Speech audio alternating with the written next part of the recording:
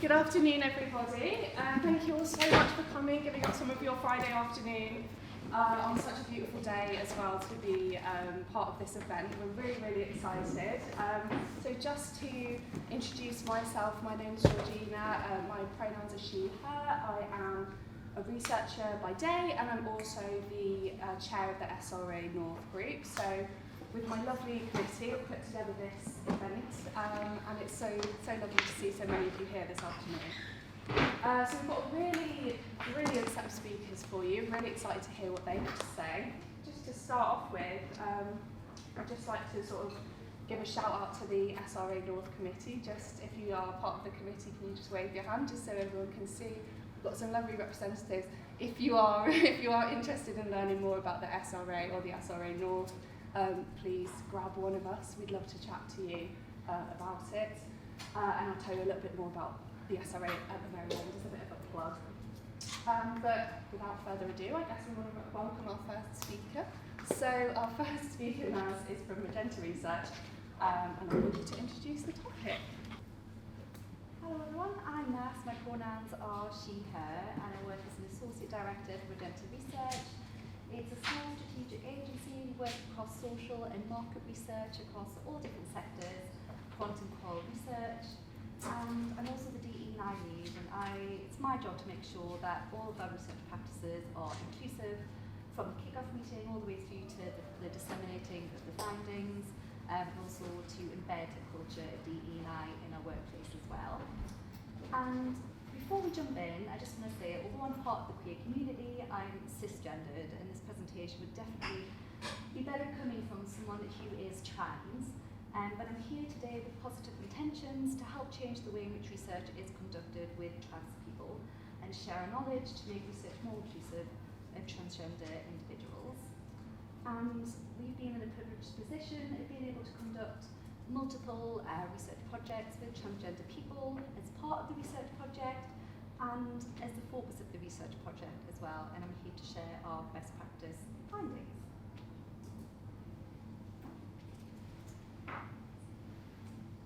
So a little bit about Magenta before we jump in. We work extensively with a range of marginalised groups from the LGBTQIA community to Black and Asian women, to people who are disabled, people who are neurodivergent. We've delivered a range of training on how to make research more inclusive for all types of research, not just specialist research. As mentioned, we've worked closely with transgender people across lots of different projects. And it's really important to say that we're not perfect, we're always striving for progress, and things are continually evolving. The landscape is always changing, but we do try and stay on top of things and share our knowledge where we can.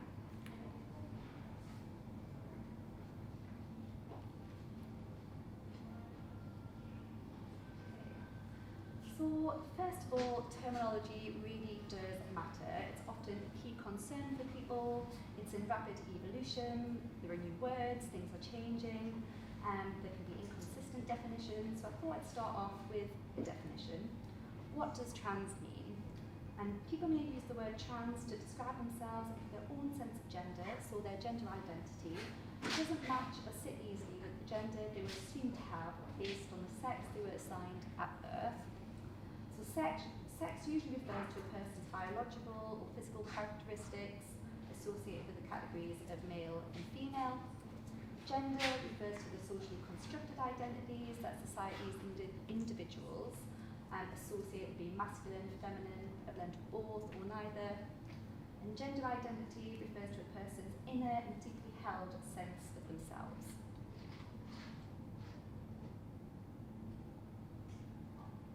Okay, I'll get the hang of this in a minute. Okay, so trans people, it goes without saying, come from all walks of life, and when we use the term transgender, we're referring to an inclusive umbrella term. So most transgender people are men or women, but some people don't neatly fit into the categories of man or woman or male or female. Some people have a gender which fluctuates over time. Some people identify as non-binary. Some people don't experience a sense of gender, so it can cover all different types of terms. Non-binary, transgender woman, transgender man, genderqueer.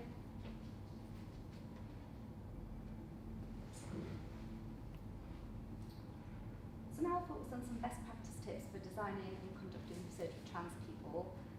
It's crucial to involve trans people within the research design, and that goes without saying. And there are lots of different ways we can involve trans people, from co-production, so having trans researchers to co-design the research and be involved at all stages of the research process, or involving trans people on a more consultative basis, for example, asking for feedback at specific stages. And obviously that depends on resources, budget, timing, and it's ideal to have involvement at all different stages of the research process, but sometimes in reality that's not always possible. But it really is essential to ensure that the experience is respectful, it's meaningful, it's comfortable for participants, and to ensure that the research findings are more credible and robust.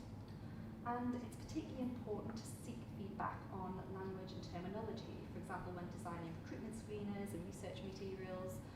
So we recently worked on a project with an insurance company, I can't say who the insurance company is, but they were required to ask sex assigned at birth for their products. It was a mandatory question, and they wanted to ensure that they were doing this sensitively, and wanted us to conduct research with transgender people to provide feedback on how they can do this. So as part of that research project, and this was a few years ago, it was a team of cisgendered people conducting that research, and we have blind spots. So for example, one error that we made was including the word preferred pronouns in the screener and not just pronouns. And we worked with a transgender consultant who was advising us on different language, different terminology, how to word questions, and not disengage people from the research and help build that trust. And it's also really important to build relationships with people while you're doing the research. So consulting people at all stages of the research, letting them know what the progress is, what the next steps are, disseminating the findings, and also, letting them know what the impact of the research is as well. I think as researchers, sometimes when you're working to kind of strict deadlines and there's a tight budget, you can kind of sometimes get tunnel vision. You're doing this project, then you move on to the next. It's really important to maintain those relationships and treat people respectfully and help people feel comfortable and trusting of the process.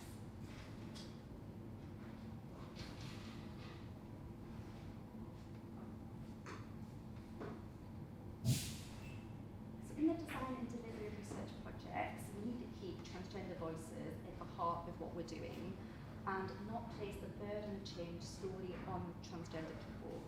Asking transgender people for solutions and advice on how to fix inclusion issues can reinforce a problematic power dynamic. So why should they solve a problem that's not theirs to solve?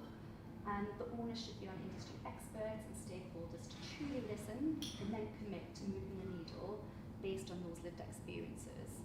And in terms of what can be done to achieve this, so it's really important to carry out reviews before we do the research, literature reviews, make sure we're not asking the same questions, and we go into the process with all of that knowledge.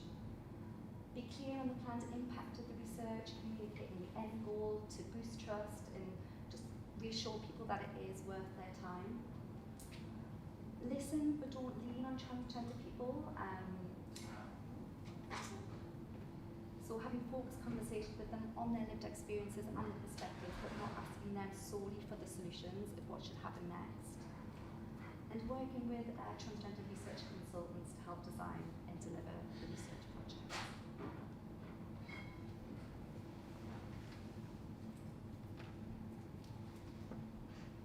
So some general principles when conducting research with transgender people, and this goes without saying, these practices and tips will benefit all types of research. It will not be part of a minority group or a marginalised group. It makes everyone's research experience so much more enjoyable and meaningful.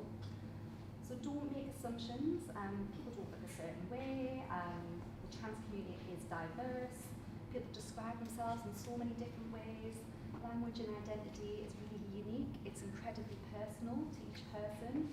And as standard practice, it's important to ask pronouns at the screening stage, provide an option to self-describe, and that leads me to the next point, which is reflect participants' personal preferences and how they choose to describe themselves.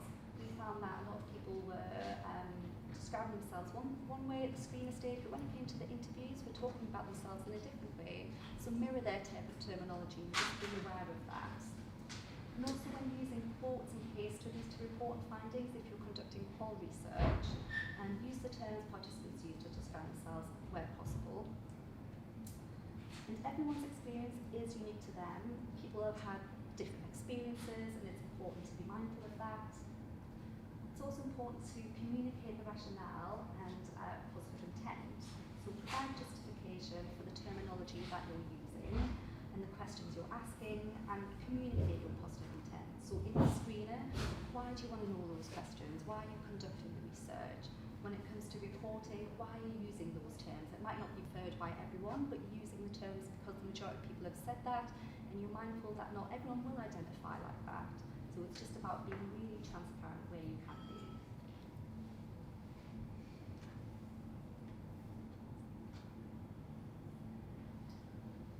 So it goes without saying, a person-centred approach really is crucial. Researchers need to remain flexible when choosing appropriate methodologies. So the most suitable approach for the participants is prioritised, and of course, as I mentioned, there will be budget constraints and resource constraints, but where possible, you need to think about the needs of the participant. And some different things to think about are, what's the topic? Will people feel comfortable opening up in front of others? And also don't make assumptions. This isn't related specifically to transgender people, but I worked on a research study with people who experienced treatment-resistant depression, and we automatically assumed that individual interviews would be most appropriate, but actually it turned out that focus groups were so much more appropriate, and people enjoyed them. At the end of the focus group, people were swapping numbers, and they just said that it was such a cathartic experience to be able to talk about their experiences with other people who were sharing the same things. So challenge your biases and your assumptions when designing the methodology. What are people's needs and preferences? The standard at Magenta, we always ask about accommodations that can be made, any additional needs. We make accommodations where we can. It's all about being flexible as well, not just offering one mode of an interview or one mode of one method, for example, and offering a range, and just understanding what can help someone contribute to the research. And it can be really simple things like splitting the interview into different sessions, making an interview a little bit longer. We've spoken to a few people who said, even with surveys, when we've had feedback, even with surveys, we say a survey, this should take 15 minutes, but for someone who might be neurodivergent or whatever needs someone has, it could take longer, and that could put pressure on someone. So just being mindful of all of those things. And also, what about group dynamics? This is something that we really need to think about. People's experiences, depending on who they are, could be really different. And we found that in one of our studies, older transgender people tended to have different experiences compared to those who were younger. So we were really mindful of carefully selecting our groups. And we conducted another study with a company called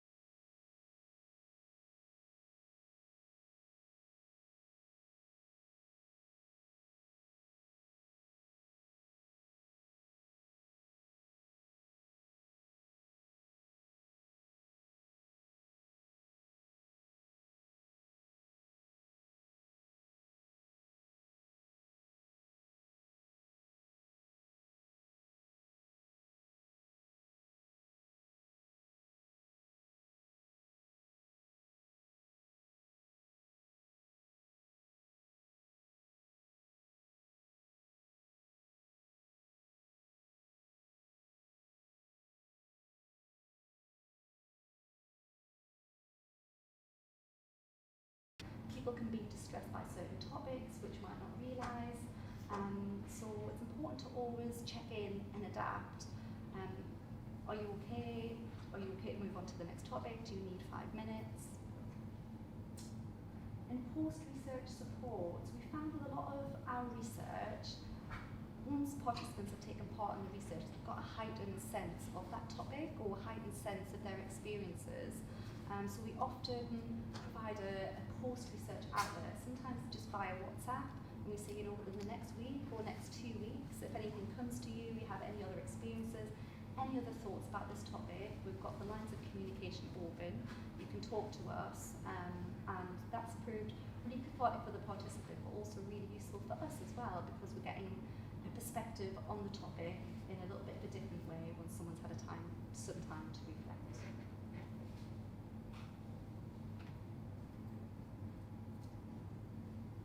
So when it comes to analysis and reporting, if sample size allows, definitely consider intersectional analysis. It's really important to acknowledge the complex, multi-dimensional identities of trans people and the different experiences that individuals have.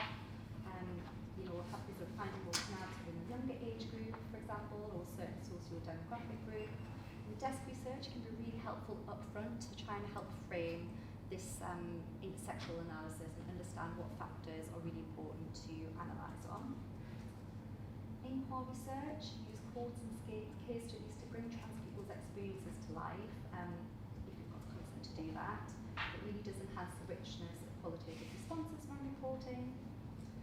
Important to report in accessible formats, and also really important to circulate the findings, particularly to those who've taken part in research. Yeah, thank you. Thank you, that's brilliant. Well, that was really interesting, so thank you very much. So if anyone has any questions, if you just squirrel them away, I certainly have come up with about 3, so someone else can beat me to it, hopefully. So now I'd love to welcome our next speaker, Sky Curtis from MEL Research. And we have a really strong passion around social value and doing research for social good. And as part of that, one of our approaches is to try and embed as much as possible EDI, but also trauma-informed practice. So I head up the evaluation team. Not everyone knows what evaluation is, so I'll do a little bit of an intro. Basically, it's a practice of research which is about trying to understand if something could be an activity, intervention, program works, who it works for, why it works, in what context. So that's the kind of remit of the work that I lead on at MEL Research. And today I'm going to talk about empowerment evaluation. But before, I just want to say a quick thank you to the committee, because it's just really nice to talk about EDI and inclusive research in a space. When I started as a researcher, it was definitely something that happened over here and not many people talked about it, and that wasn't that long ago. So I think it's just great that it's become part of the mainstream and that we're starting to embed this as our standard practice.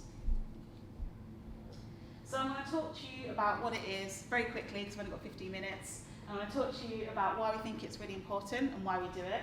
And then I'm going to give you a bit of a snippet as to what it could look like with a bit of a case study. So what is empowerment evaluation? It's actually not new. So it was designed around the mid-90s. And it was designed as a stakeholder involvement approach to evaluation. And the purpose of it is you bring lots of different partners together, all the relevant partners together, with the aim of evaluation stop being something that happens at the end of a program and that's it. It's supposed to be a sustainable process of ongoing learning, continuous learning. So that was kind of the core element of it. I think for me what's really important about it is you have these 2 different areas of focus. So one is practical, and for a change, that actually is what it sounds like. So it's about practical improvements, program improvements, and it's about bringing partners together to work on those program improvements as you're doing the research. So again, it's continuous improvement, it's cycles of learning, it's not let's do some research, give you the end results, and then not see you for a long time. So that's one element of it. I think the key part about that is when I talk about partners, I don't just mean funders, and I don't just mean program partners, I mean people on the ground, delivery staff, communities, people who are going to be impacted by that research. And it's important that they are seen as partners and not participants. I think that's one of the key things. But for me, what's really interesting is the second element, which is about transformation. And what this is about is the change that happens because of people's involvement in research. And we talk a lot about the outputs of research, but the people's interaction with research matters too, and it does have an impact on people. And especially in evaluation, there's a power that comes with research knowledge, because people use evaluation data for funding. They use it for service design, they use it for decision making. So the person who's making decisions about what that evaluation is, what it looks like, what good looks like, is also having decisions that impact broader communities as well. And so the idea of this is that you recognise the importance of the interaction within that research project, and you recognise its potential role in helping towards social justice. And there are these core principles that underline empowerment evaluation that are really important as part of that. So some of them are not new and are quite standard, I would say, in evaluation. So yes, it's about improvement. Yes, it's about evidence-based strategies, it's about sustainability, and it's about organisational learning. But what's also really important is it's equally about inclusion. It's about who you involve in that conversation about decision making, who you see as a partner. It's also about democratic participation. And one of the key things for me about empowerment evaluation is it really makes you think about how does that work in practice. And like the previous speaker, you can't always just get people in the room and assume they're going to talk. That's not how it works. There's lots of biases and power dynamics that exist outside of that room that's going to have an impact in how people work together. And you have to recognise that in the design. It's also about community knowledge. So there is this dynamic, I think, with research that kind of we are in positions of power. We often dictate what's been asked, how things have been asked, what questions have been asked, and therefore you kind of become as this expert. And I think, yes, we do have expert knowledge, we have research knowledge, that's often why we're involved in a programme, but communities also have knowledge, and that's equally important. It can't just be a process of we have all this knowledge, we're going to take it from you, make it into something important. It has to be a joint conversation.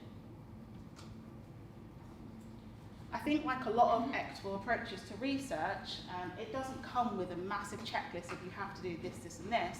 And it doesn't necessarily prescribe a certain methodology, because at its core is partnership. So if you're going to work in partnership, you have to have that conversation with your partners. But what it does have is these kind of 3 steps. So one is developing a mission and vision collectively as much as possible. The other one is about taking stock. And then the last one is planning for the future. So this isn't necessarily new to evaluation, but it's there to prompt people again to move away from those models of evaluation where we do the research, we do lots of great work, we spend a lot of time co-designing, getting people involved, we write the report, and then people forget about it in 6 months' time because they've moved on to the next evaluation project. The idea is this ongoing cycle of learning. And that's why the kind of the circles on the other side are really key for understanding this, because they are about the conditions, what's important to put in place to support this beyond the evaluation practice as well. At its centre, and surprisingly, is the evidence, and that's great, but actually for me what's key when I'm designing evaluation practice is the stuff around it. So it's what is the role of the researcher in that project? And with empowerment evaluation, it's about moving away from that kind of researcher space to more of a critical friend, and what we often find in practice is a bit more of a facilitator. So we're often facilitating conversations amongst stakeholders. Especially in an agency, the chances you're going to be there for extended amounts of time is a lot shorter. So how do you create environments where what you put in place can be continued beyond the time that you're with that organisation? To do that, it's about developing culture. So it's developing a culture of evidence, but also developing a culture of learning and reflective practice. And that's really key, because one of the things we find with evaluation is it takes people quite a long time to get their head into thinking about what is an outcome, what does good look like. I'm not really sure actually. So if you can support people to think about reflection, you can kind of help them to make their own decisions about what good looks like, to help them to have conversations about outcomes without the researcher being so heavily involved in kind of dictating that conversation. And again, because sustainability is so key to this, it's about what does that look like in terms of cycles, so cycles of learning. So just talking a bit about why is this so important to me, and I'm going to give you 2 personal examples. So one is from my first interaction with research, and I was 18, so I didn't really know much about research at the time. I was still living at home, and I grew up in quite a deprived area in a council estate. That's important context, because I got a knock on the door, and opened the door, and there's this guy there, dressed in a suit, looking very smart. He said something along the lines of, "Hello madam, I'd like to talk to you about." I don't remember the topic, but I remember what I felt, and it was, I don't know this person, I don't know why they're dressed in a suit. The only people I know who wear a suit are doctors, detectives, and my teacher. So they're all in positions of power. I don't want to talk to this person. And I didn't think much of it at the time, but I think when I look back as a researcher, what's really key for me is I don't remember the topic at all. It could have been great. It could have been a really good chance for me to have a voice. But that second interaction put me off. And all I know is how I felt. And that was I didn't trust this interaction, I didn't trust this person. The second one is switch forward many years. I'm working as an evaluator, and I'm really excited because we have this opportunity to do some co-design work with local delivery partners on energy advice. And the idea is we're going to get people in the room, we're going to talk about how should we evaluate these energy advice projects. So I'm really excited. I've got lots of post-it notes and sticky things and colourful things, and I think it's going to be a great workshop. And you could just sense, it was very quiet, a bit awkward, not many people saying many things. And I realised that actually it has to go back a bit, and we have to have a partnership approach to this. We have to start from the beginning. What is evaluation? What does it mean to you? For any evaluators in the room, you'd be unsurprised that some of the themes were lots of work, lots of data, a bit of a burden, and reporting. So actually what we had to do was a bit of a translation piece on what does evaluation mean to the different people in the room, and how can we create something together, and then we can talk about co-design. So it's really that basics of how do you make people feel comfortable and able to communicate and able to be part of co-design, because it's not always that simple as getting people in the room and expecting them to all of a sudden jump onto the topic that you've decided is important. And so for me, that's why these four core elements are really important. Partnership has to be central, it has to be a part of the design, and it has to go back to that basics of partnership working. Part of that is engagement and collaboration. What does that look like? How do you create opportunities for engagement and collaboration? And don't expect it's going to happen just because you think it's going to, because you have good intentions. You have to design for it. So when we design our evaluative practice, we have this moment of what we call getting to know you. And a part of that is let's understand this organisation. What language do they use? Where are they coming from? Where is there different agreements? What does that mean in terms of how we work with them? It's also about listening and sharing. And that has to be a process that happens as a researcher as much as the people you're working with. So you have to listen too, and you have to learn too. And that's kind of the last point really, is that everybody has to be open to learning, because it is that importance of breaking down what expertise and knowledge is more important. It's about everybody having important knowledge and creating spaces for that to be shared. So I just wanted to give a bit of a case study really, because with our practice, every single project we do looks different because we design it with that client and their communities and their kind of priorities in mind. But hopefully this will give you a bit of an insight into what it can look like, although it's by no means the only way to do it.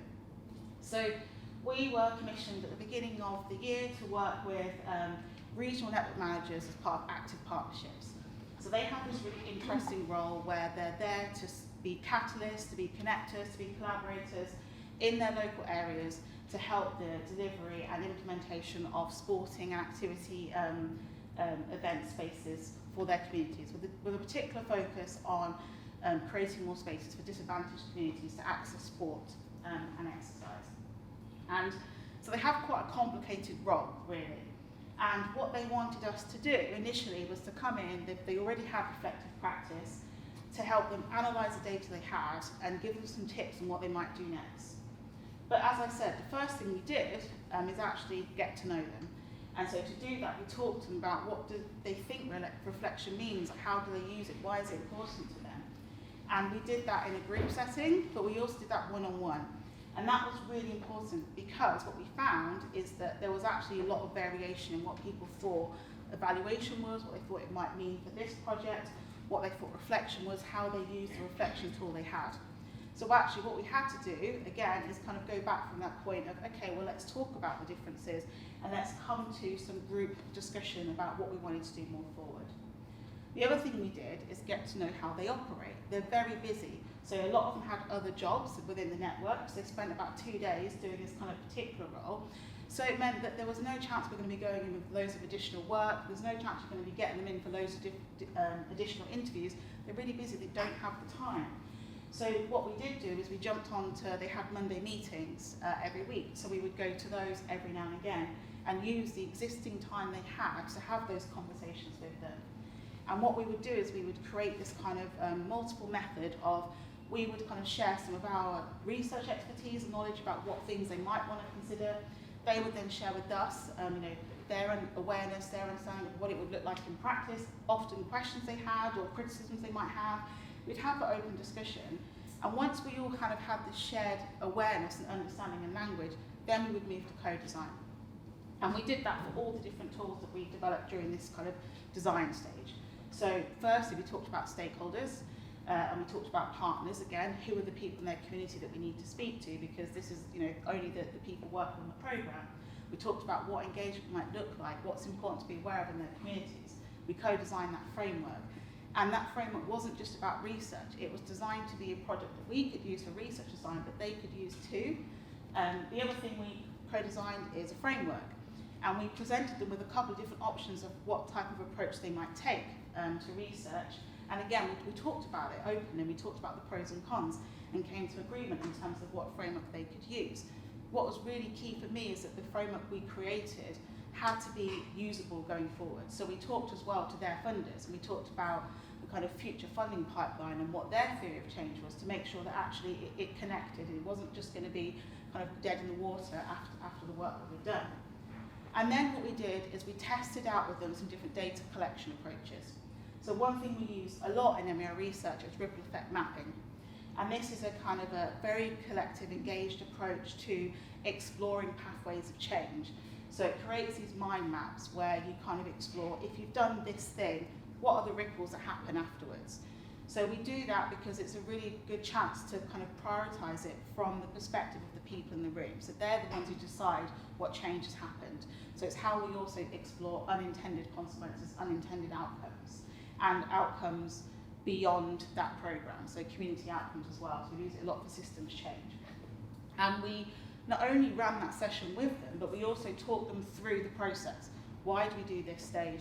Why do we do the next stage? With the idea being that once our contract ends, they can do it themselves. And we left them with these interactive mind maps that they can add to going forwards again, so that they've got this tool that they can use.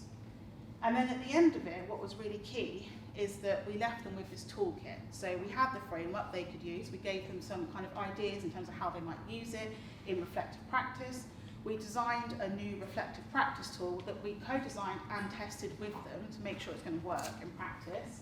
And they were able to kind of continue to use that going forwards.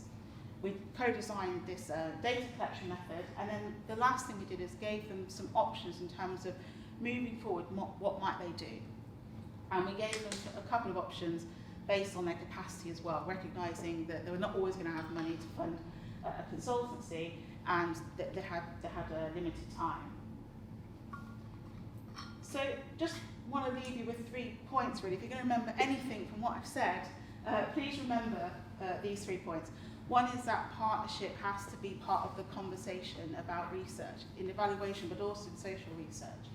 The other is sustainability, especially in evaluation. We have to think beyond the kind of lifespan of our project to think about what are they going to do with this insight though, or how are they going to reuse these tools.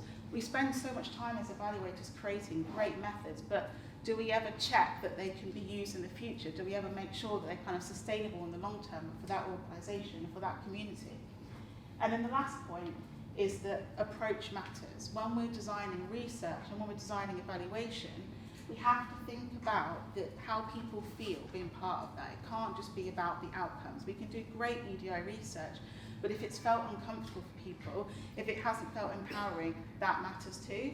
So we really have to design that into our thinking. I think that probably aligns a lot with what the previous speaker said as well. So I'll leave it there and I'll take questions at the end. Thank you. So yeah, I'd like to introduce our next speaker. So we've got 2 speakers from the Youth Futures Foundation, and our first one is Alison. Yeah, hi, thanks everyone. I'm Alison McIntyre, I'm a research officer at Youth Futures Foundation, and I'm sharing this lot with Andrea Barry, Principal Economist. Youth Futures was founded in 2019, and we're the National What Works Centre for Youth Employment. Our mission is to reduce employment gaps so that young people facing the greatest challenges can find and keep good quality jobs. We do that by investing in good practice so that we can conduct good quality evaluations. We generate evidence, and so that helps us know what works and what doesn't. And we influence policy change and employer practice. So we engage policymakers and employers with our evidence and evaluations so that they can change their practice. So I'm going to talk a little bit about our youth participation and to share a little bit about a research project that was just published this week. We are lucky to have the Future Voices group. It's a group of about 20 young people aged 16 to 24 who experience marginalisation in the employment system. They work with us across all of our different activities at Youth Futures Foundation, from grants and place-based work, policy and employer engagement, and in the research and evaluation projects where we work. So traditionally, in the last couple of years, we've had a touch-point-based approach to our participatory research. So we have consultations on all of our research projects with young people, and we consult them on our research questions, our approach, and our findings. But we started to realise that it could be better, it could be more evidence-led, and that's why we commissioned Centre of Evidence and Implementation to conduct this piece of research for us, and it was published this week. It's called Youth Participatory Research, a Review of Reviews and Practice Guidance. We knew that without evidence-led approach to participation, we could risk ineffective practice and also ethical and safeguarding risks. So we wanted to address the kind of relative lack of evidence-based practical frameworks, and I'll share a few of the findings from that. The review starts by gathering and consolidating the academic and practice guidance on the current practice for participatory research and evaluation, and it takes the reader through each stage of the traditional research journey, from engagement and recruitment of young people through to research design, into analysis and dissemination of feedback. It kind of outlines what people are doing. And this found that reporting on participatory practice was quite inconsistent, but it does outline what people are doing and kind of the evidence for that practice. But I think one of the real highlights of this research piece is the drivers of promising practice. The research team kind of established 9 facilitators of good practice in all participatory research, and by analysing the evidence and drawing together what kind of led to good practice. And it really touched on both of the previous speakers and your work as well, so we're just kind of reiterating some of those points as well. So the first thing that they said drove promising practice was theorising, conceptualising and reflexivity. And I think we've heard this from both pieces, that you need to understand why and how you're going to do youth participation before you start doing it, before you recruit the young people, so that you know why we're doing it, you know what you're going to do, and you've got that framework at the foundation that you can refer back to, and it kind of provides a bit of accountability or transparency for the young people as well. The second is consideration of youth voice. So this is active practices that make sure that young people's voices are heard and received as equally as the researchers in the room. And that really helps with a sense of belonging for that young person or the group of young people, that they belong in that room as much as the researchers and everyone else. Same again, power sharing between adults and the young people. There's potential power imbalances when researchers and participants get together. And one of the ways that the evidence suggested kind of addressing some of that is through shared decision making and putting decision making power to the young people, and that kind of helps with their feeling of belonging as well. Communication and engagement throughout the whole participation process. It seems simple, but the evidence kind of kept reiterating that clear and appropriate means and language of communication was so important to drive long-lasting participation as well. Transparency feedback cycles, having feedback cycles not just at the end of the participatory approach, but throughout at different points, helps keep the researchers and the young people in communication, and so that they can adapt and be as flexible as possible. The next two kind of go hand in hand: inclusive practice and safe spaces. It's not just physical safe spaces, but it is that too, but inclusive language, cultural competency, making sure that you've built a judgment-free, comfortable place so that young people can feel that they can speak and even challenge researchers, research findings and assumptions that could be made. Trauma-informed collaborations, a lot of the work that we do, and especially that we bring young people in, it could be re-traumatising if done wrong. And I think one of the things that came out of the research was that professional researchers who are engaging with young people need to be trained so that they can support young people who have been affected by things that could be traumatic, and to avoid re-traumatising them. And finally, incentives and recognition. Incentives have been found in the evidence to support engagement at the start of the research project, but also are part of that striving to rebalance the power imbalance there. The researchers are being paid, so the young people should be paid too. So we reflected on these findings at a round table a couple months ago with our colleagues in the youth sector and the National Work Centres. And I wanted to share 3 takeaways with you because I thought they were really comforting. Sometimes participatory research can be a bit daunting, and there are challenges. We've talked about them today as well. We can have tight deadlines, we can have overstretched teams, there's safeguarding considerations, ethical considerations. We want to get it right for the young people as well, and for our projects. And we all agreed that it did bring great value to our work. Young people have expertise, their perspective, their sharing their time and experiences have led to good insights and great value to our projects. And hearing about those drivers of promising practice, all 9, and there's recommendations in the report as well, it can feel like, okay, yeah, we need to change everything, but we all kind of agreed that we should implement each recommendation one by one, and the drivers of promising practicing, look at your practice and think, how can I add one in now, and where can we go next, and try and look at each step rather than the whole staircase, because it can be a bit daunting. And part of the findings is about building inclusive values into your participatory approach and building inclusive methods before the young people even step foot into the Zoom or into your research buildings.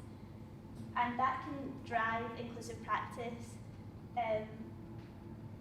Reflecting on that at Youth Futures Foundation, we've taken away these findings and we've spoken to our youth participation teams and our research team, and we've kind of agreed that we want to focus on quality of participation over the quantity of participation, and really getting it right for those right research projects, having the right participatory method for the right project, and adopting the evidence-led approach, I think will really help us and make our participation practice better. Hi, I'm Andrea. I'm Principal Economist at Youth Futures, so I'm going to do something slightly different. I wanted to really reflect on how you can be inclusive in commissioning and research and work when you're doing economics and economic analysis, data modeling, and I wanted to use this with a case study of a piece of work that we did over the last, I feel like this project has lasted for ages, but I think it's just been about 1.5 years, where we were really interested in why are some young people more likely to be NEET, so not in education, employment, or training, compared to others. And we saw this as an overlap of marginalization. So first we defined what does it mean to be marginalized in the academic literature, and we realized that even, because the way we work at Youth Futures is we work locally while we do a project, so we realized that some areas were already using really non-inclusive language and thoughts and methods when they were thinking of marginalization. So they didn't go back to academic literature. They went with, quite frankly, sometimes very preconceived notions about what it meant to be marginalized. And they thought marginalization actually meant like a socioeconomic group. It meant certain things, but we see it as an experience. So you experience periods of marginalization. You are not always marginalized, but these peers you've experienced, if they overlap, they can be really bad for you. And they can be really bad because it's one outcome we're really interested in at UFutures. This is our main outcome, which is being neat. So we recognize some young people are more likely to be neat than others. We want to get beyond this idea that it's certain things, socioeconomic background, it's behaviors, it's them, but instead it's things that happen to them and therefore they react. And it's also the way the system reacts to them if they've had those experiences. So it's just a different way of thinking, and I thought, and I swear by it, significantly more inclusive, because you take the power or the onus off of them, you recognize the power of the system and making things worse for them, and you also recognize how because we have an evaluation squad, it's humongous at UFutures, you can use the stuff that come out of the evaluation team and recognize what can be targeted to which people based on which overlaps of marginalization they've experienced and where in the country. So the biggest question we have is, what extent do young people experience different types of marginalization and how do they overlap? And for me, it was extremely important to commission an organization who understood the nuance of marginalization. That was actually very hard. We commissioned Naseem to do the work, and I wanted to make sure that they understood the nuance of marginalization not only conceptually, but in data. And that'll be really important because most young people in the UK have a risk factor associated with being neat. And it's things like having caring responsibilities, growing up in a single parent household, socially renting, antisocial behaviors, and all the way down to being in care and without natural parents. Only 8% of young people in the UK do not fall somewhere amongst this list. And we know that not 92% of young people have been neat sometime in their life. So it's clear we need something different. And so once again, it does also not mean a young person is marginalized.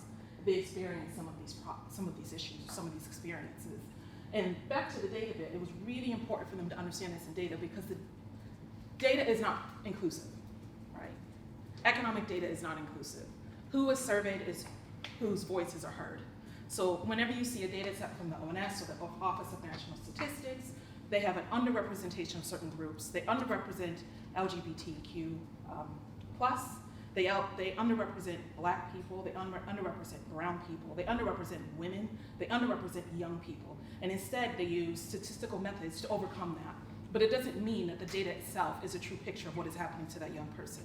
So I really wanted them to go into another way that they marginalize or make it really difficult for people to understand what's going on. They put the really good data in the Secure Research Service. And they do that for a reason. I must give them credit. It's because secure data means it can be identifiable. So if you're a Black woman from the United States of America who lives in a certain area of York, there's only one of me, right? So that data can't be public because then people will know who I am, my age. In fact, I've got a kid, I've got a husband, I've got a car. So that data has to go in the SRS. But some of it probably could stay out of the SRS to be used more inclusively. But I wanted Naseem to really understand that. So then we started looking at overlaps, and I'm not going to bore you with the statistical methods that they use, the cluster analysis that they use to get here, because it kind of doesn't matter. But it was also robust, just in case you're wondering. But when you're thinking, again, it's not the individual things. It's not that you have a special educational need. It's not that you have a physical disability. It's the fact that sometimes it overlaps. And when it overlaps, it's really hard for you. So if you have a lower academic qualification and a special educational need, you have your predicted probability of being neat is almost 60% if you're that young person. And this cluster and the next cluster, I should say there were 6 clusters that they did. These 2 next were 80% of the young people who are neat currently. This data is back from late millennials, but it's still incredibly useful now. This was also more common for young people of a white ethnicity. And it was also more common among certain areas of the country, in the East Midlands, part of the Northeast, and part of the Northwest. The health overlap, I forgot to put the title. This is cluster 6, and if you have a limiting disability and mental health issues or problems or whatever you want to call it, that was also close to 60% more likely of being neat. And that's really high. And again, I think for me it got back to inclusive practices when I was looking at what I was trying to do. I'm not trying to tar them with a feather. I'm really trying to understand what are the things that make it really hard for you to find a good outcome, either going into full-time education or going into work or whatever you would like to do. If I can figure out what it means and that overlap of what it means, I can figure out how you're supposed to help And again, this was more common amongst young people who identified as bisexual and gay or lesbian, which I was really excited to hear, because not often in economics can you find analysis that clearly identifies what works or what is not working for the LGBTQ community, because in data, they are often not asked about their gender identity or anything like that, or sexual orientation. It is not in surveys, it's not in these administrative surveys, and it's not in some of the other surveys like, I think Next Steps has it, which is what we use, but say the LFS, so the labor force survey, I cannot connect employment outcomes sometimes with your sexual identity or your sexual orientation. And so it makes it really difficult, and that's why I was really excited to come here and talk. So I just really wanted, this is my last slide, you'll be happy to know, but I really wanted to bust these preconceived notions about what it means to be a young person with these experiences. The final model, which again, I'm not gonna bore you, looked at several risk factors. And these were the risk factors that we were told by many councils that these are the young people that are the problem. I heard that many, these are the problem young people. But in our model, they were no longer statistically significant. When we explained away everything else that was going on with that young person, it's not that they missed school. It's not that they have their parents are in contact with the social services or the police or anything. It's that something else is happening at home that means that they are missing school. Something else is happening behind the scenes, and then it's the way the system interacts with them. We could actually explain away most of this based on income. So if you're a lower income, these were somewhat important. If you weren't lower income, nobody cared that your parents had interaction with the police because of you. The system didn't care. And that distinction is what I really wanted to make sure we understood when we look at young people and that original long list, and think that it matters for us to know what is the nuance underneath this, what does it actually mean to be marginalized, and how can we overcome that marginalization. And just before I finish, Inclusive Commissioning and Quant Research Matters, we had some proposals that were awful, absolutely awful. They didn't want to look at marginalization as a thing. They didn't think that we needed to do anything beyond just the initial risk factors, and they didn't see any reason why we would do individual risk factor analysis on people in the data. They didn't want to look at any data sources beyond just basic data, and they just didn't see what the problem was. And I won't name them because that's mean, but also, I won't name them. Another reason this really matters is we have currently on Sunday night, I get to take a long train from York to Blackpool because we're doing a trial in Blackpool where we use this work, we do individual risk factors in the local area of Blackpool, and then we do a tool in schools so they can better target their young people in schools who are more likely to be NEET at the age of 15 and 14 instead of trying to target them when they're out of school at 18, 20, and 21. We're also looking at doing that type of work in Leeds and the West Mids. So I find this work really exciting, and I think this was the best example I could find of really good inclusive practice when you're looking at quant research. Thank you. Thank you everyone. So I'm Emma, I'm the user researcher at Scope, and the aim of my job is basically to find out what disabled people and their families need through research, and then to test the services, information, or technology that is created to meet those needs. So today I have come to talk to you about some of what we do and how we do it, which after listening to everybody else speaking sounds quite similar, which is good in a way because it means that if we're doing inclusive research for one group of people, then we might be doing inclusive research for all groups of people. And I just want to take a minute by starting to say that I have some privileges in this position. So I work in a fantastic team who are human-centred, and they support our approach to research, which focuses on putting our participants at the centre of things rather than standardised procedures or methodologies that are very strict in that we do A, B and C and have no flex in them. A shout out to Caleb, who is our panel executive on Scope's research panel, who cares as much about the experiences of our participants as we do, and puts a lot of work into helping with recruitment, helping with access needs, and helping with aftercare as well. And then finally, our research isn't funded, and we don't look to publish it externally.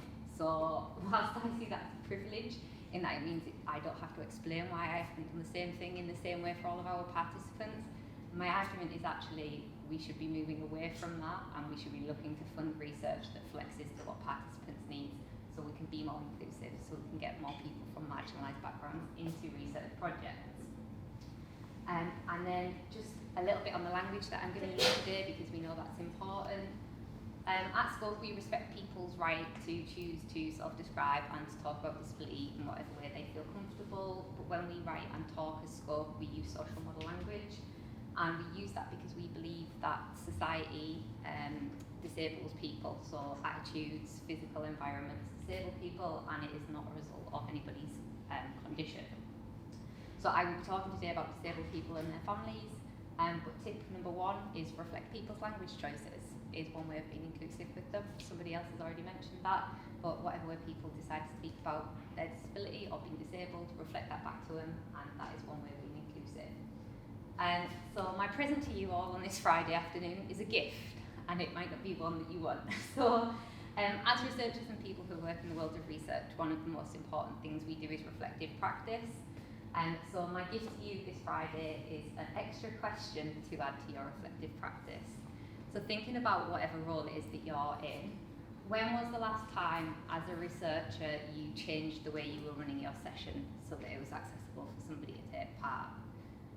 As a reader of research papers or a reviewer of research papers, when was the last time you read about the changes somebody made to a session so that it was more inclusive for people to take part? And then all the people with the deep pockets who fund research bids, when was the last time a research proposal or a funding bid talked about how, in practical terms, sessions could be changed in order to make them more inclusive? The other thing I was going to say is Georgina said she's going to share the slides afterwards. I have linked to some extra resources, like things like social model of disability. You will be able to access them. So it's not a question that I'm going to put anybody on the spot and ask, does anybody want to answer this? But that is something that is important to think about. So my answer is obviously going to be skewed in one direction because I work exclusively with disabled people and their families.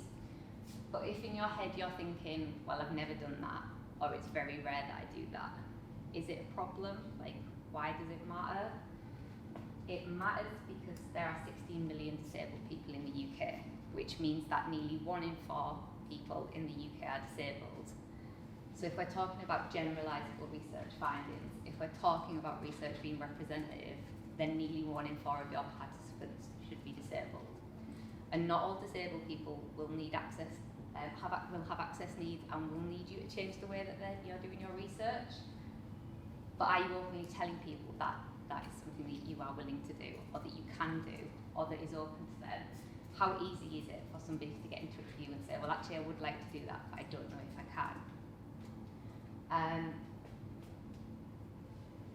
And so that's why it's important, because it's nearly 1 in 4.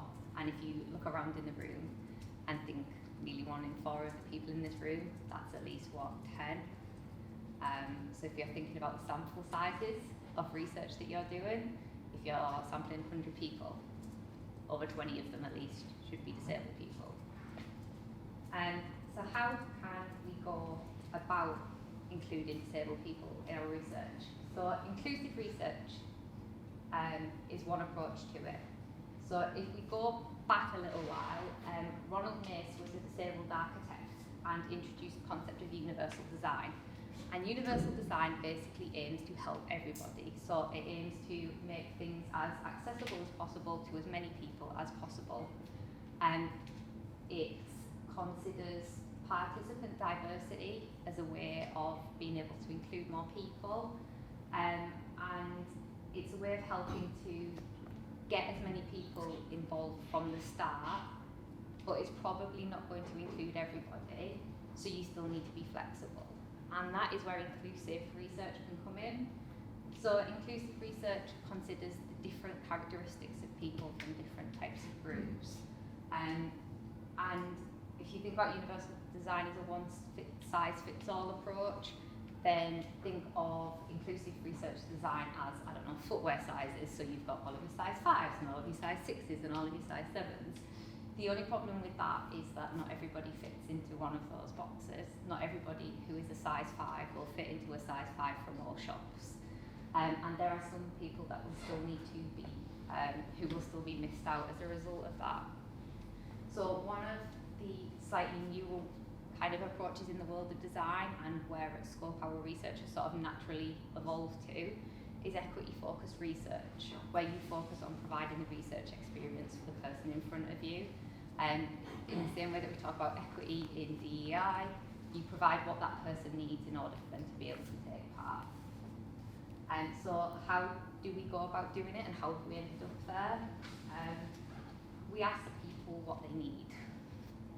And I could just leave it there, and like that would be it. Just ask people what they need, and that will get you pretty much all of the way there, but that's not practically useful for anyone. And so the way we do that is we ask people, are there any changes we can make to the session so that you are comfortable taking part? And we ask it in that way because a lot of people, if you think about when you sign up for things, ask if there are any reasonable adjustments. Reasonable adjustments has a legal obligation kind of associated with it. So we're talking about discrimination, we're talking about the Equality Act. A lot of disabled people tell us that they are forced to choose between different elements of their identity. So for example, forced to choose between being disabled and being gay, forced to choose between being disabled and being a young person, because environments don't cater for multiple parts of their personality. So we ask this because we aren't really bothered whether people want us to change some things because of their condition, or if they want us to change it because it just makes them feel comfortable to do it in that way. We do not never ever ask people to tell us about their condition or their any symptoms about their health. It's not relevant, we don't need to know about it, so we don't ask about it. If people want to talk about it and talk about how specific symptoms affect their life, then they can do that with us in the session, but it's not something we ask about. And we don't assume we know what people need. So just because we've spoken to one person who has a specific condition or symptom and we've made a change, doesn't mean that somebody else with the same condition or symptom needs the same thing. It might be that they have completely different needs. And we don't give people a list of options of adjustments or changes we can make to choose from, because what if the thing that person needs is not on that list? Does that mean that you aren't willing to do that for them? Does that mean that they can't take part? Or does it mean that they need to get in touch with you, which is then just extra admin in their life that they don't need? And the other reason we don't do that is because people have asked us to do things that I would never have thought of, but have actually turned out really fine and have worked quite well, and that we've since used again. So people knowing what they need also opens your mind up to the different ways in which you can do research. And what I'm about to say next is going to sound really contradictory because I've just told you not to give people a list of options to choose from, but sometimes it can be helpful to give examples. The difference is between giving people the free option still of telling you, but giving examples of things you've done in the past to give them an idea. So for example, you might say, are there any changes we can make to the session so that you're more comfortable? For example, taking a break halfway through or sending me the information that we're going to be looking at in advance. It just gives people an idea, which can be helpful when they don't know what to expect. And if people don't know what to expect, send them information, any instructions, any tools, materials that you're going to be looking at in advance. Send it in plain English. Make use of tools like Hemingway text editor to simplify the language you're using. Check that your documents are accessible using the Microsoft accessibility checker. And if you're not sure if people have the confidence or whether the tools that you're going to use are accessible, do trial runs of them in advance. For example, if somebody's not sure whether they can access the video call platform that you were planning on using, do a trial run with them in advance. Look at the accessibility features like live transcription. Yes, it's not perfect, but it's a lot better than it used to be. And do that before the session so that when they come to the session, they haven't got the kind of anxiety of not knowing whether the technology is going to work, coupled with the fact that they're about to take part in a research session, which for some people can be really kind of nervous. And tell people where they have genuine choices. So we are embedding trauma-informed principles into as much of our research practice as we can. And one of those things is highlighting where people have genuine choices. So for example, we have recently redesigned our consent forms to let people know if they can answer no to a question and still take part. So for example, we don't need to video record people when they're taking part in a session. So if the answer to a question is no, but they can still take part, then we tell them that before asking the question.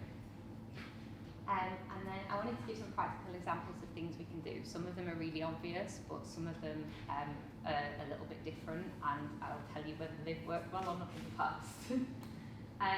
So So some examples, breaking sessions into a number of parts across a day or a week. So it might be that you do 30 minutes on a Monday morning and 30 minutes on a Thursday afternoon. You would run them like 2 separate sessions. You'd have an intro for the first session. You would wind down so it doesn't come abruptly to an end and kind of leaves the person feeling a little bit cut off. And then for the second session, you'd have your intro again, you'd recap, set the scene of where you left things on Monday afternoon, and then you'd carry on with your session. Having those smaller slots can open up research to so many people because they know that they have the option to be flexible with it. The flexibility element is key, especially with disabled people, especially if people have fluctuating conditions, and being like fine with people cancelling last minute. It happens, life happens, but letting people know that it's okay and that they can come back if they do need to do that. Like it's not if you don't turn up on Monday, then that's it, we're done. There's no opportunity to do it. Taking planned or unplanned breaks. So sometimes we'll know at the start of a session if somebody would like us to take a break after 30 minutes, but it's also part of our kind of intro warm-up session where we let people know that if they want to take a break, it's completely fine. And we do regular check-ins throughout the session as well. We always send questions and materials in advance, so we do a lot of content testing where we ask for feedback on information, on advice and support on topics like social care. And we always send this out to participants in advance. We tell them that they don't need to read it before the session, but they are welcome to if they want to, and that can be helpful for some people who like to know what to expect and to know what they're going to be talking about, but it can also help people who like to have time to process and gather their thoughts, to be able to see the thing, sit with it for a little bit and then come and talk about it. Asynchronous interviews is something that has actually worked a lot better than you expect it would. Yes, it does take a little bit longer sometimes, but we did it in a really basic way. So we put some questions in a Word document, sent them out to the participants, and the participants have then filled in the questions, sent it back to us. We've asked some follow-up questions about things that they've said in their answers, and we've sent it back and forth. But that can open up research opportunities to people who either can't or don't want to meet up with you online or in person, but also to people who don't communicate verbally, because those groups are often excluded by things like interviews, focus groups, even sometimes surveys, and because you're giving them the opportunity to still have that conversation, that back and forth. And then the thing that's saved until the end is using chat functions on video calls, and I'll tell you why it's my favourite in a minute, but there are two kind of main ways to use it. So the first way is that once you've asked a question, you can put it in the chat, so that then the person can see the question that you've asked. That can help with processing, but it can also help bring the person back to the topic without having to ask you what it was you said again. And it's only a little thing, but that can be helpful for a lot of people. And the second thing that it can be used for is for participants to write their answers. And the reason that this is one of my favourites is we were asked if we would do a video call where we were on camera and talking verbally, and the participant was typing. It was not something we tried before, but I was like, yeah, why not, we'll give it a go. So we approached it in the same way we would with our intro session, but we also included some extra things to take into account the fact that we didn't have the usual visual and auditory cues of taking it in turns talking and having an actual conversation where you're communicating in different ways. So things like, I won't talk while you are typing. I will check with you before I move on to something else. And I will sometimes say out loud what you have wrote down to check my understanding of things. Those things allow us to have kind of the normal rules of conversation you have with people, but when connecting in two different ways. And the reason that is my favourite is because the first person we ever did this with came back a few months later and took part in another session. And in that session, we started off in the same way, us on camera, speaking verbally, the person typing, and partway through the session, they turned their microphone on and they just started talking to us. And that will always be one of my favourite moments in research, because it either means we built enough of a safe space for them to trust us and to engage with us. Yeah, I'm taking it that that's what it was, but that's one of my favourite moments. And whilst, yes, that was brilliant, I'll be totally honest, like things don't always go well, and sometimes things don't go to plan, and sometimes it's just about rolling with it and having a backup. And it's okay to be nervous about getting it wrong. It does happen. The key to getting it wrong is to getting it wrong without making the situation worse and kind of owning it. So if something is coming up and you are not sure if you have the knowledge or the skills that you need for it, identify that in advance and think about what you can do for it. So yesterday was Global Accessibility Awareness Day, and whilst that is great, it is one day a year, but there are some absolutely fabulous disabled bloggers and content creators out there who are blogging and creating content about their life all year round. Like, go out and learn from them. It's out there on the internet. Engage with it, learn about disability from disabled people is probably the best advice anyone can give. Understand that it costs to take part in research for your participants, whether that be financial, physical, emotional, psychological, and also social.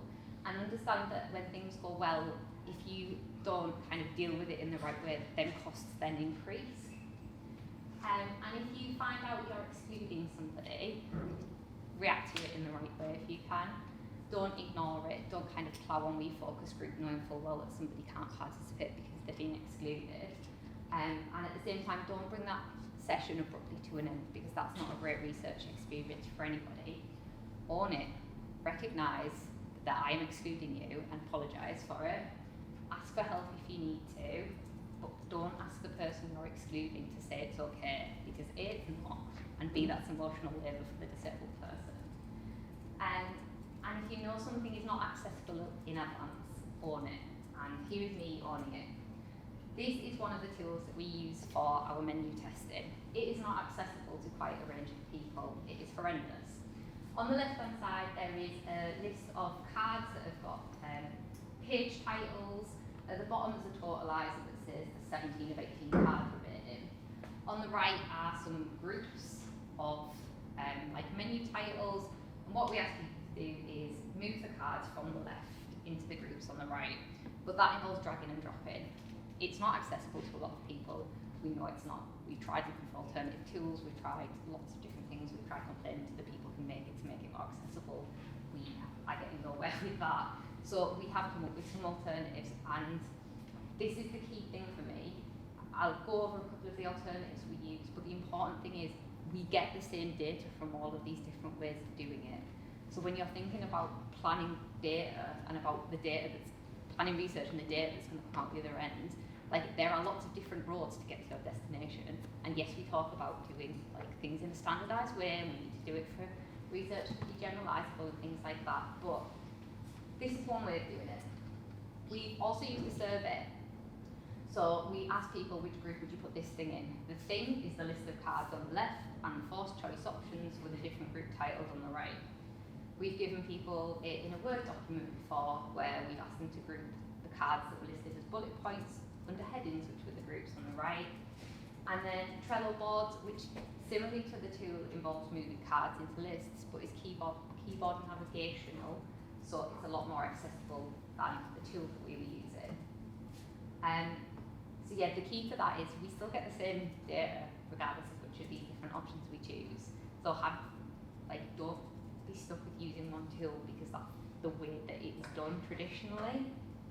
And I guess my final takeaway is it doesn't have to be a choice between good research practice or providing inclusive research experiences, because inclusive research is good research practice. Open questions are good, but only if your participant can answer them. And open questions are not a great type of way of speaking to lots of disabled people. Research tools are good, but only if they're accessible. Generalised findings are good, but only if your sample is representative. And like I just said, are nearly 1 in 4 of your participants disabled? Because if not, is it representative? And reflective practice is good, but only if you're reflecting on who is missing from your research, as well as reflecting on the research that you did. And I've given you a new question to add to your reflective practice, so you are all welcome. And I've also included some extra resources and things about things like being a good disability ally, and our team blog as well. So yeah, thank you to all our brilliant speakers. We're going to move on to our Q&A portion. So everyone I'm just going to start off with a question that came to me. One of them is sort of to what extent should the identity of your research team match the identity of the groups that you are researching, and how do you overcome any potential biases maybe if you are from the same community? There's obviously a lot of benefits, but how do you also be reflective of that power dynamic? I don't know. Can I start? Yeah. Yeah. So I lead an economics and analysis team, and economics is not inclusive at all. It looks a certain way, and I think the year I finished my PhD, I was the only black person to finish a PhD at my university, and they did tell me they hadn't had anyone who was black finish a PhD there in quite a while. But my team, I think you can attest to, is actually really diverse, and it's something that I kind of strive to, because a lot of the voices in economics and data is told by people who do not look like me or my team. The only other economist on my team, well, one of the only other economists on my team is a black guy.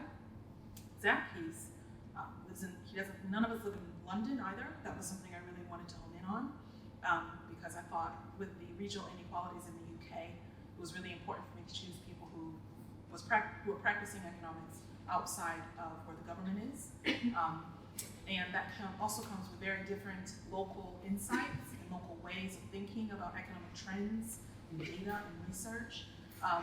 And I think that's why a lot of what we do, and also because Youth Futures is who Youth Futures is, just about everything we do is just really inclusive. The analysis we do is extremely inclusive.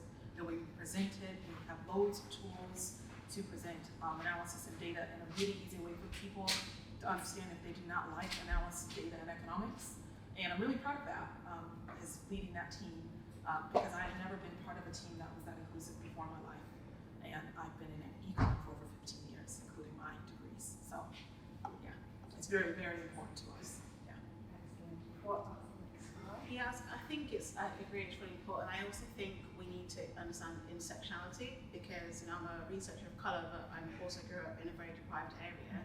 And one thing I've found is we don't talk about class, we don't talk about what it's like for someone who hasn't grown up, the first one to go to university. What is it like going in the workplace? Because I can tell you it's not a pleasant experience. And I think more and more people are talking about it, but I think often as researchers, we are trained to look at categories, and then we see the world in that way, like, well, this person is this ethnicity, or this person comes from this area, but it's not that simple. And I think, like you said, it's understanding all those different layers of people's identity. What that also means, though, is that we're never going to be in a space where the research team is going to look exactly like the community, because we're all individuals and intersectionality matters.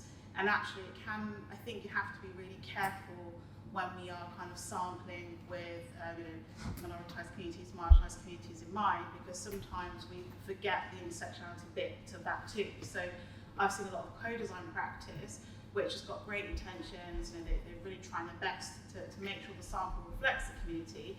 But I've been to places where I've gone to speak to people, and then they're all counsellors, or they were teachers, and it's like, actually, yes, okay, you've looked at one category, and you've sampled based on that, but these are still people who have had a voice in society, who are very confident to talk. So we're still not, I think in many places, really thinking about, but who doesn't feel comfortable to talk to us? Because they're the people who don't talk to any of the services. And so actually there's a group of people we just really don't engage with, I think, and that's as researchers, but also services as well. And they're the people who are unfortunately often, really affected by the services and just not engaged enough to make sure the services are accessible and working for them. So it's complicated, I think. I think we do have to strive towards being diverse, but we also have to recognise the complexity of it as well, and the importance of intersectionality. Yeah, that's really interesting. What about, so Naz and Emma, from your perspective, people who aren't disabled doing research with disabled people who aren't trans doing research with trans people, how do you then take into those power dynamics? Because you can't, as Skype said, you can't just completely match the identity of the person you're researching with. This way, it is, you don't want to homogenise people's experiences. It's definitely getting that balance right, but I think it is really helpful to try and match to some extent, because you're not bothering people. It's kind of more of a level playing field. People will often, not always, feel more comfortable where they are. But if you can't do that, I think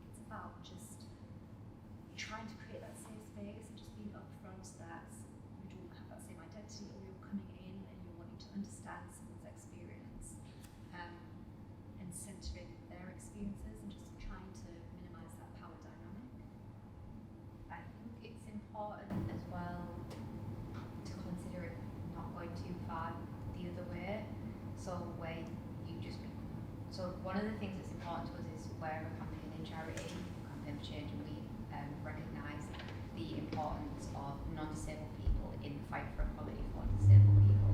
And it's not about like speaking for disabled people, it's about changing things together to make society more inclusive.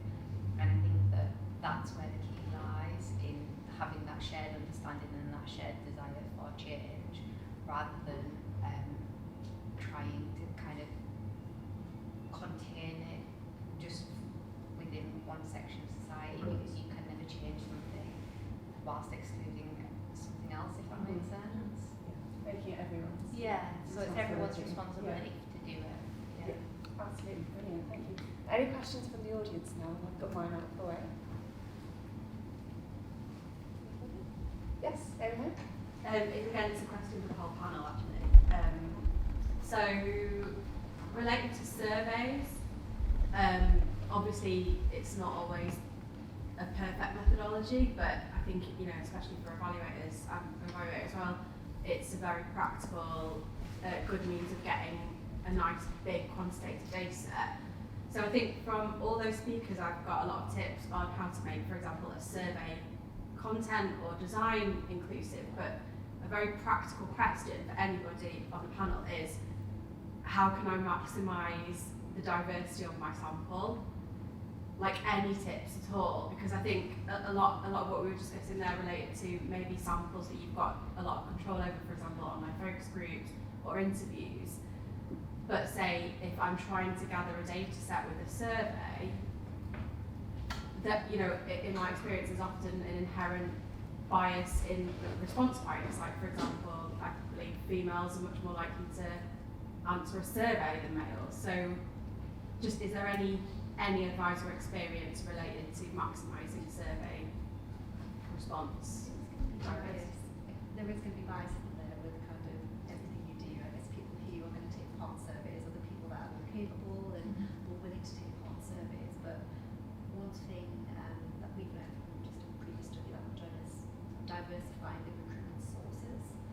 So not just using standard panels, also specialist panels as well, to specialist organisations, disability organisations, for example, to try and get that range of experience and reflect a range of voices as well.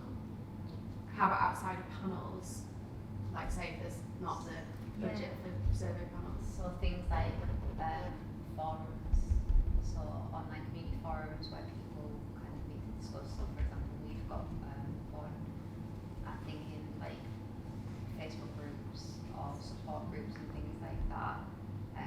I suppose it depends if you're doing the survey on a specific like topic, or but kind of tailoring it to something more specific like Let's say that. something more generalised, not tailored to the topic. So to ensure that you're getting, for example, your 20% disabled sample and your LGBTQ plus representation, which again is really difficult because you were saying about the GDPR regulations that you need a valid reason to be gathering that information about them in the first place. So how do you ensure that your very generalised research topic has reached a representative survey sample? Sorry, yeah, I know you were answering it. But Yeah, I think that was kind of more meeting people where they already are, rather than expecting them to be coming to places like panels, or, for example, people are more likely to be going to a research panel if they have a specific interest or like association with whoever's running the panel.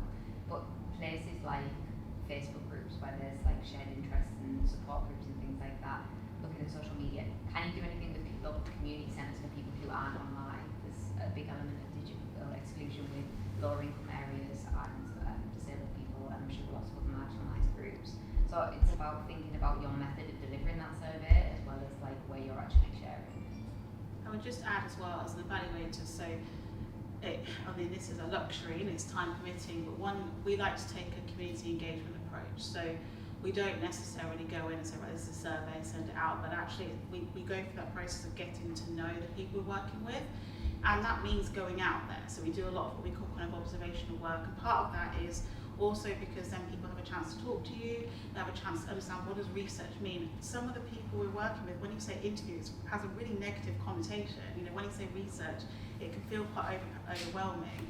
And we find this a lot actually when we work with young people as well, but they're just a bit like suspicious. So we kind of don't expect actually that they're just going to like see a survey and want to engage. We expect there's going to be a process of trust that needs to happen.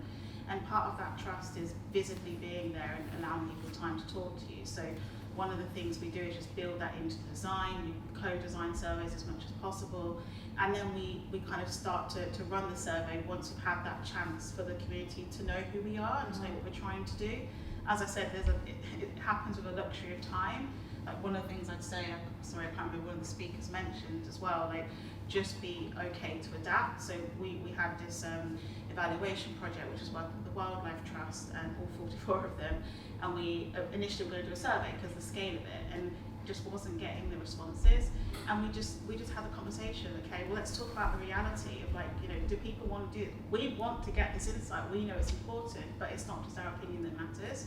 So actually we designed these like really short postcards, and people could write them, they could scan the code and send in voice notes, children could draw pictures. So, you know, we actually designed with the community in mind, and it wasn't it wasn't what we initially thought, but you know, what was key is that it felt empowering for them, and also for us that we got insight and data, because, you know, it's better than just having surveys that don't get responses.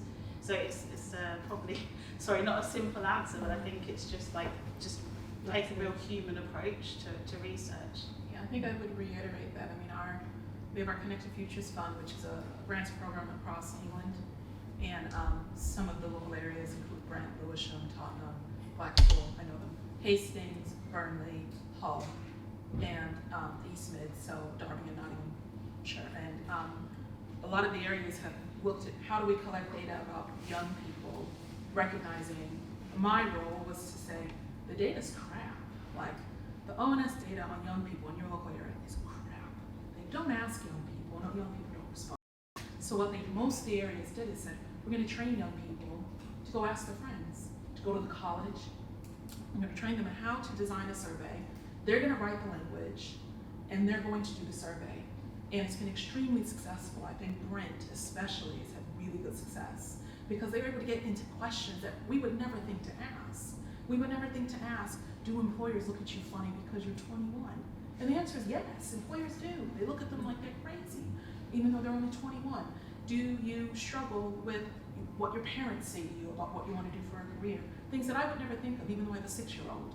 And it was really helpful, and I think it was really useful because not only did we get really good, some of the partnerships get really good information, they train young people on really good inclusive research, and it also helped for the sector in the area to realize that they have to include young people and how they do that type of research. And again, this is a privilege. We were able to just give them hundreds of thousands of pounds for a couple of years and say, have at it. Do what you can do. We'll provide as much support as we can.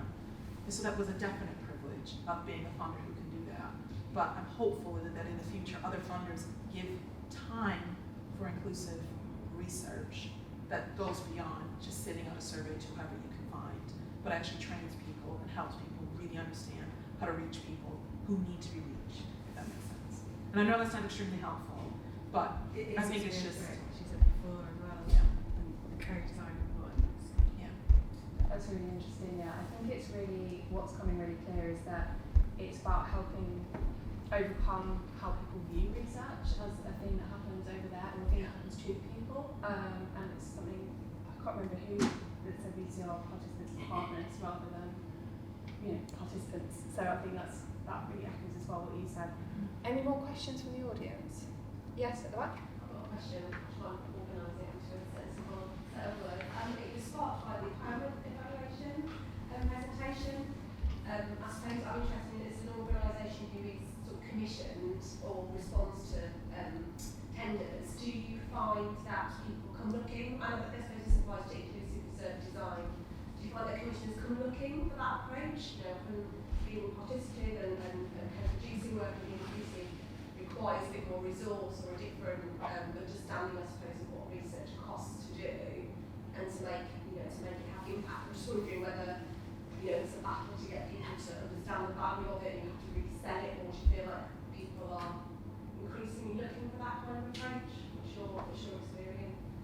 So I think people, well, we work mostly with charities and the public sector, so I think there is actually quite a strong pressure now, to do this sort of work, and for good reason. I think that I've seen a lot of buy into the concepts, but the reality, I think people are still struggling with a little bit. And especially, I think the key thing for me is it is that change in understanding research. And so historically, when people put in proposals, it's very structured. This is what we're going to do. This is what you're going to get for your money. But if you're talking about co-design, you're talking about partners. Actually, I should be making that decision. What I can promise you is that we have the skills and the knowledge to work in an empowerment way, which means that the research that you'll have is one, sustainable, something you can use going forward, and it includes people. And I think that's a bit trickier. I do think it's changing, so we're doing a lot of basically we're testing things out, we're trying to learn.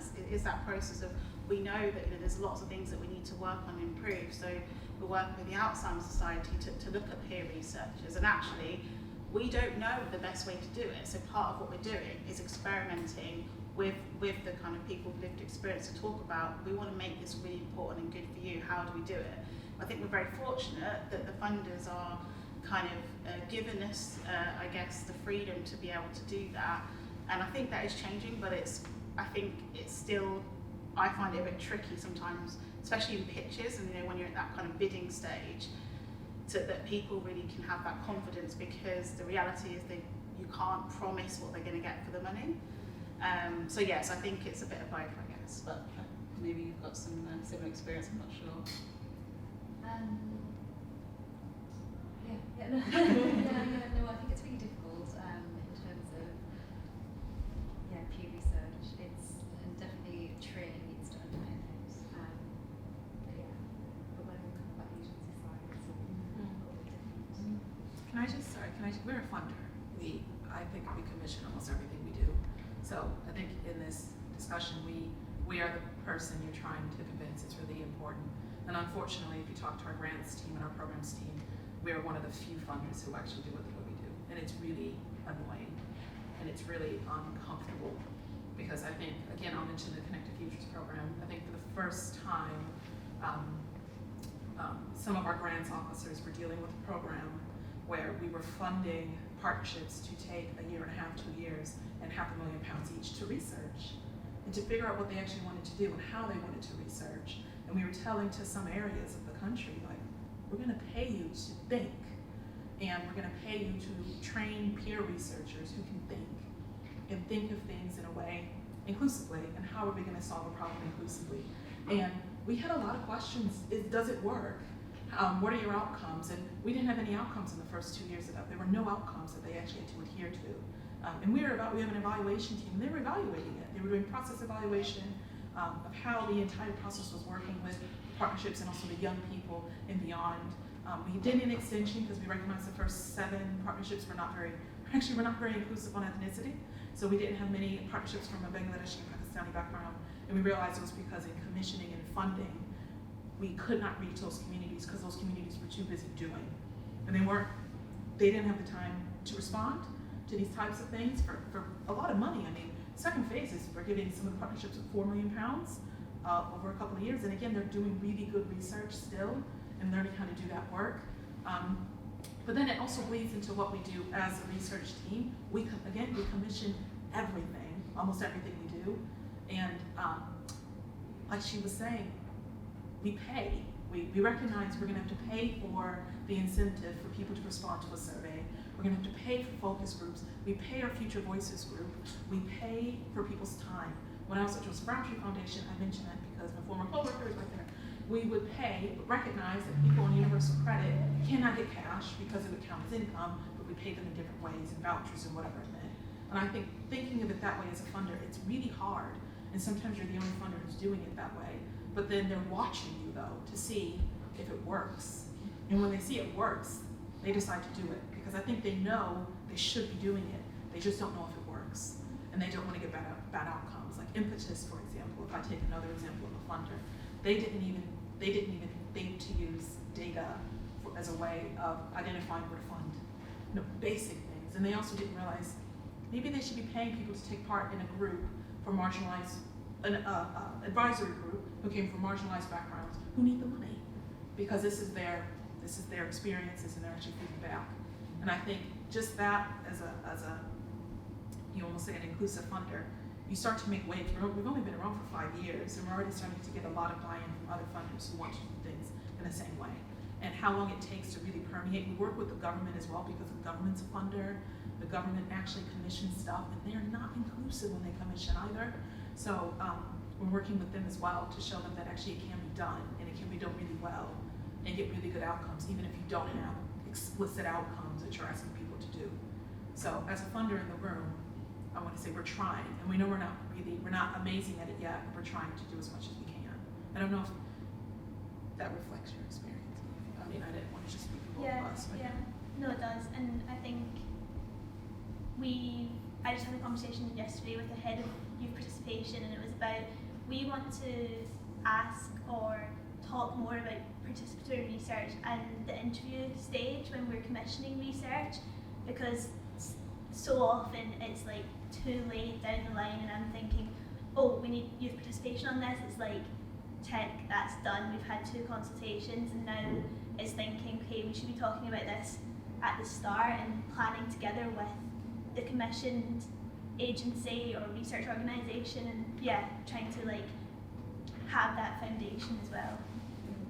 I think that's really interesting. It's really useful to have a funder who is really committed to this, just to maybe if anyone here is funds research, maybe alleviate some of the anxiety that Sky was talking about. You don't know necessarily what you're going to get. You're probably putting a fair amount of money into something that is a little bit loosey-goosey maybe. I definitely, as an agency researcher, sometimes I'll get a brief and it'll say, we want to be really inclusive, and then you look at the budget and you think, I don't think you do. And it's always worth having that conversation, because they might just not realise what is involved in the process, or what that might look like. Any more questions? Hi. So you've all talked about like the importance of using like inclusive kind of partnership and like sort of participatory styles of research, and like embedding co-production like ideally from the beginning of a project. Do you think that like fear of maybe not reaching this, like sort of getting it perfect or getting it right, like obviously with co-production and participation, it kind of seems to exist on like a ladder, but do you think sometimes that the fear of not being able to get that ideal model maybe sort of puts people off, like researchers and agencies off attempting to embed that practice? And how to overcome that? I mean, so I've worked in charities and in agencies, so I guess I've seen it from both sides. I think it's a bit of it. To be honest, I think the main barrier is the time it takes and the money it takes. I think that's the reality of it, is that I think I've not really come across many places where people don't want to do it, where it's not been talked about for years now. But it's expensive to do because you have to do it well. And I think sometimes people have this model in their mind of it almost being like a research process where, okay, we're going to have this co-design group, we're going to talk to some people in a workshop, then we're going to ignore them for 6 months, then when we need them again, we're going to talk to them. No, that's not what it looks like. Actually, it's about being partners. You wouldn't treat the partners that way, it's the same thing. It's about bringing people on the journey with you. So we find that in practice, especially at the beginning, you need a lot of support for people, like to be able to offer debriefings, getting to know them before you start doing sessions. So you need someone who's got the dedicated time to like really make sure that that group of people feel comfortable. Because often you're asking them to come to spaces they've never been invited to before. And that's really overwhelming. Like imagine your first day at work. Some people have never had that type of working experience, and you're asking them to take on this role. And I think that it's, again, I talk about the human side of research. I think to do it well, we really have to think about that, like training, like DBS checks. Sometimes if we're doing community peer researchers, what does like someone doing research look like in practice? Like, do you make sure there's a researcher there to help them? Because it's doing interviews is really scary. And there's things like that I think that it's just the reality of it is it takes a lot of time, and that means it's expensive. So that's my experience, and I'm sure there are other reasons as well though. Yeah. I was going to say that doing it well is the important thing. Like, if there's a chance you might do it badly, just don't do it at all, because that can actually cause more damage than doing nothing. I think that's quite an important thing. Yeah. I think part of it is like setting up to succeed, and something that we've spoken a lot about is like professionalising being the facilitator of participatory research. It's not like an extra kind of bit of emotional labour that gets chucked on top. You need proper training, and it needs to be, this is a dedicated part of your role, and we're going to support you with the time and capacity to do it well. And I think sometimes that's where it gets scary, is where it's like, oh, just do it, it'll be fine. That kind of approach is more scary. As Georgina said, I'm thinking about a lot of our briefs recently, and people want the involvement of people with lived experience, but they're not providing the budget or the time scales. And it's like, okay, if we do this, it's going to be really tokenistic, and we'll lead to people having negative experiences. And then we think, okay, well, how can we involve people meaningfully with lower budget, where it's not full production, and there is some involvement? And then there's the question: is some involvement better than no involvement? No involvement at all. So it's really difficult getting that balance right. It's really difficult sometimes to manage client conversations up front in terms of expectations. But I think regardless of what approach you do take, you do need to just be transparent about the pros and cons of the approach you have taken, and acknowledge the limitations. Like perhaps, we have taken a full production approach here, we've involved people on a consultative basis at these different stages, and it has these limitations. Can I just say just one quick thing on that as well? I think for me, one of the limitations is you see it pop up in these research proposals, but I don't know how much people are thinking about, well, if you're going to keep commissioning research, do you really want a process where every time you commission, they set up this great lived experience panel, you get to the point where they feel engaged, they're interested, and then the research finishes, and then you commission research, and it's like, actually, if you think about it a bit longer term, there's probably that's why we talk about that kind of involvement approach. I guess I spent a lot of time being an in-house evaluator in an organisation, so for me it's like, well, what's the long-term goal here? Because this research project is really important, but actually if we just take a step back and think about planning this into the future, does this have to be something we do just for this project? And that's harder to commission, but I think it has to be part of the thinking, I guess, because otherwise it just takes so much cost to set up and then kind of set down over and over again, and it's just not great as well for the people's experience. Yeah, absolutely. Got time for one more question, I think. Anyone does have one? Yeah. So it's kind of going here already when we're talking about managing expectations of the client, but also of the people that you're involving. So I work in a consultancy that designs government, like central government and local government public services, and as a user researcher. So a lot of the time our whole job is to include end users of services, get there like from the start, and then kind of try and be participatory about it. And obviously, like, we have good intentions, but once we try to make the research as inclusive as possible, the decisions that get made on the back of that are still subject to like really unequal power dynamics and all of that. So I just wondered if you had any advice for like a situation where you're trying your best to do the right thing, but then it doesn't always kind of happen in the end. That's a very good question. It's a very tough question. Does anyone have any insights to share? I think again, it's a really difficult one. I'm not sure there is a good answer to that one, because it's just not an ideal situation. I think that when we kind of design research, as I said in the presentation, we have this getting to know you phase. And one of the reasons for that is that we kind of test a bit of that. You've said participation, let's talk about what that looks like to you. We do comms planning within our evaluation, because we have these conversations about, okay, what do you actually think you're going to do with this research? Or what's the plan with this? Why are you doing this research? And that helps us to then kind of almost not set up a research process that actually that's not the ultimate objective. It kind of makes sure that we're on the same page, I guess, and we design in those realities. So if we think that actually they want to do co-design, but the recommendations are maybe there's going to be other reasons where they don't get taken forward, we then design with that in mind. It might be that we say, look, we don't think this is the best approach, we'd recommend this, or it might be that I think as was said about participatory research, that when we have that engagement, we set it really clear what the boundaries are and like what the expectations are. What I would also say is that bringing those stakeholders together, actually. So like sometimes what can happen is you talk to kind of like the communities and then you go back and talk to the funders. Actually what we like to do is that stakeholder work. We're all on the same, we're all trying to get to the same point, which is to make the service better. So let's have that conversation collectively. That can take a bit of work and a bit of support, but I think that it like enables those conversations around, okay, but what does good look like? Who gets to make that decision? And you know, why is it important for that community that it might be done in this sort of way? So it just helps to break down those situations where there just isn't that communication, there isn't that awareness, which can happen if you separate out those groups of people. Don't think it happens all the time, but I think it can help a little bit. And there's also the effect that it can have on you as a researcher as well. So then you need to also be thinking about your circles. So your circle of control and your circle of influence. Your circle of control is what happens between you and your participants.